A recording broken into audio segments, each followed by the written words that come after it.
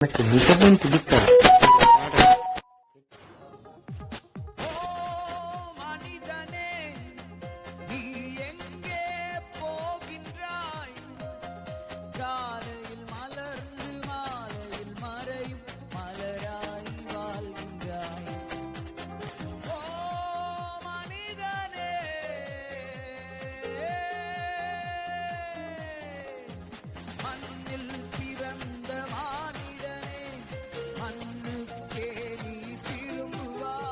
எங்கே போகின்றாய்?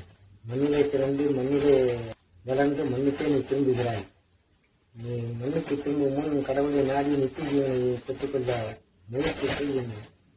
ஒரு மிகவும் அழகான பாடல். இந்த பாடல் எனக்கு மிகவும் பிடித்த பாடல். இந்த பாடலுக்கும் இப்பொழுது நான் பதிவிட்ட மனிதனுக்காக புழு மண்ணில் காத்திருக்கிறது என்ற வார்த்தைக்கும் ஒற்றுமை இருக்கிறது.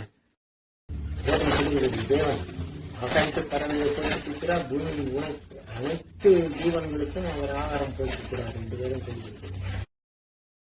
சங்கீதக்காரன் சொல்லுகின்றார், கடலில் நீந்தும் ஜீவ ஜந்துக்கள் கூட எப்போது அவைகளுக்கு ஆகாரம் தவிர என்று அவைகள் உங்களுடைய முகத்தையே பார்த்துக் கொண்டிருக்கிறது. கையில் திறக்க அவைகள் வாங்கிக் கொள்ளும், நீர் உங்களுடைய முகத்தை மறைக்க அவை இறைக்கும்.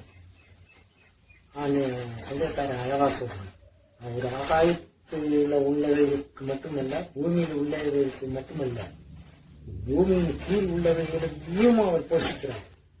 இதை சொல்கிறது புழு மனிதனுக்காக காத்திருக்கிறது.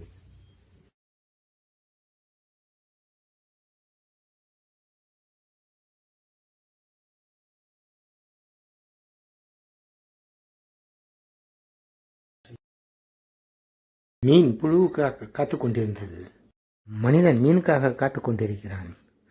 ஆண்டவரோ மனிதனுக்காக காத்து கொண்டிருக்கிறார். புழு அவனை பார்ப்பதற்குள் மனிதன் என்னை காண மாட்டானா, பார்க்க மாட்டானா என்று அவர் தேடிக்கொண்டு ஏங்கிக் கொண்டிருக்கிறார்.